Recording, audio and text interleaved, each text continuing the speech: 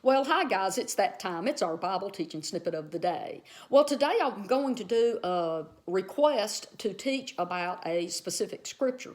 Now, I have been asked not to use this person's name, and of course I will not do that.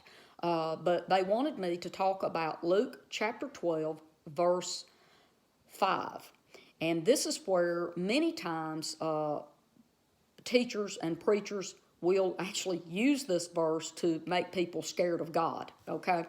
And so just let me read this to you. Now, I'm going to read it in the Young's Literal Translation. But I will show you whom ye may fear. Fear him who, after killing, is having authority to cast into the Gehenna. Yes, I say to you, fear him. Okay. Now, most of the time you will hear this taught that Jesus, talking here, is telling people to be scared of his daddy. Okay. Now, I want to read this to you one more time. This time I'm going to read this one verse to you in the Disciples' literal New Testament. Now, both of these are literal translations from the Greek. They don't add things to it. They just move it over from the Greek into English, okay? And many Bibles, I warned you of this in the past, many Bibles will add words in. The translators are trying to help you understand what they believe that Scripture is trying to say. Okay, so here we go. I'm going to read verse 5 to you in the Disciples' literal. But I will show you whom you should fear. Fear the one having the authority to throw you into Gehenna. Notice they didn't put hell in. Either of these versions did not use the word hell because hell did not exist in Jesus' day, okay? But Gehenna did. The valley of Gehenna did. But into Gehenna after killing. Yes, I say to you, fear this one. Okay. Did you hear in either one of these literal versions of the Bible or this scripture that Jesus was telling people to be scared of and fear his Father, that his Father would kill them and then throw them in a valley that burned constantly?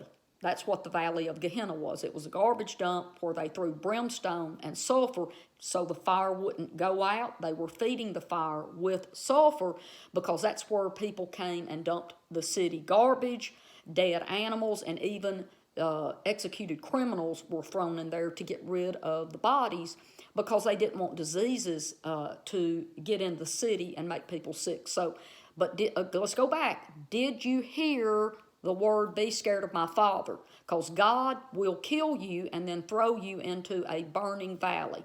You did not hear that come out of Jesus' mouth. Now, a good Bible studier or will, when we look at a verse like this, guys, the first thing you'll do is find out how many times the word fear is used in the New Testament.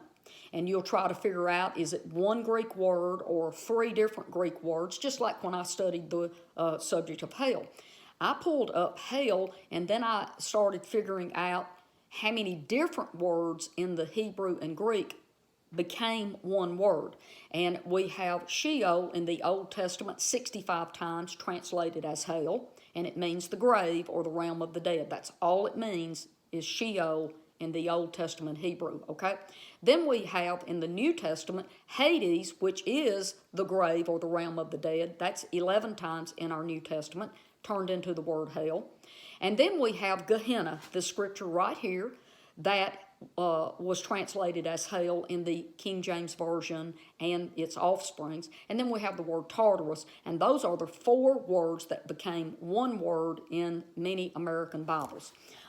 In fact, let me finish that thought. So I found out how many times the word fear was used in the New Testament and how many different Greek words were used and translated as fear. And what I found is that there's 20 words used as fear or have a connotation of fear, okay? 20 different Greek words. The Greek word here in Luke chapter 12, and this is Luke 12, verse 4 through 7, 4, 5, 6, and 7. The word fear is found 5 times in those 4 little verses. 5 times that word fear is used, and Jesus doesn't move that word around and use different words. Each and every time it is the exact same word, and it's number 5399. 5399 is the word, and it's, let me see if I can pronounce it. You know I'm not a Greek scholar. I just study the Greek, but I don't pronounce it very good. It's phobeo. Phobeo, and it's actually used, that one specific word for fear is used 93 times total in the New Testament. And all 4 times Jesus used the exact same word. But let me show you what the translators do. And I love the Amplified Classic, and I'm not picking on them, but I want to bring this to light so you can see what I'm talking about. I'm going to read verse 4 through 7 to you, and you can see how they changed the word fear here, as well as added in the word hell. Here we go. I tell you, my friends, do not dread and be afraid of those who kill the body. Did you know that right there, do not dread and be afraid of, that whole phrase is the word fear, that Greek word 5399. Let me keep going. And after that, having no more they can do, okay? But I warn you, whom you should fear him who after killing has the power to hurl you into hell. They did put Gehenna in parenthesis. Yes, I say to you, fear him. That's 4 times the word fear has been used so far, and we've used only 2 verses. Verse 6, are not 5 sparrows sold for 2 pennies, and yet not one of them is forgotten or uncared for in the presence of God. Now we know right there he's talking about his Father. That's verse 6. Verse 7, but even the very hairs of your head are numbered. Do not be struck with fear, that's the 5th use of that same word, or seized with alarm. That's the meaning of that word fear right there, to be seized with alarm. Okay, you are of greater worth than many flocks of sparrows. Okay, so now what I want to do is show you exactly, because I have so many Bible thumpers that want to say, this is God, and he's going to kill you, and he's going to throw you in hell. And I want to give you a scripture or 2 real quick. Did you know in verse 5 that Jesus says, I will show you whom you may fear. Fear him who after killing. Okay, God is not the one who kills. God is not the one who destroys, right? John 10:10. This is in red. Jesus says this. The thief comes only to steal, to kill, and to destroy. But I say to you, I come to give you life, and life in abundance. And then Jesus also says that he doesn't do anything unless it's the Father's will. I only do what my Father does. So who does the killing and who does not do the killing? We need to get our heads on straight here, guys. Jesus came to show us the Father. He said no one has fully known or fully understood or intimately known my Father except the Son. And that applies right here. Jesus, in sequence, is teaching us how the earth is being operated at the time. Let me show you again. In verse 4, he says, I say to you, my friends, do not be afraid of those killing the body, and after these things are not having anything over to do. Okay, my dogs are doing their howl. They sing to me every night, okay? So, verse 4, Jesus tells us that human beings can kill you, but there's nothing more they can do. Verse 5, he identifies who has the power in the earth to cause these humans to kill, because he's the one who's killing, wanting to kill people. And then after he's got his way through getting you killed or killing you himself, if he can figure a way to take your life, then he had, H-A-D, past tense, the authority to cast you into the valley of Gehenna, which was in Jesus' day considered a place of torment, okay? Or punishment. And so Jesus is showing you human beings can kill the body, but they can't hurt the soul. At the time, Satan, the devil, okay, let me give you a couple of more scriptures. Hebrews chapter 2, verse 14. It says here that Jesus came to destroy the one who had the power of death, which is the devil. Who has the power of death? Okay, the devil. Okay.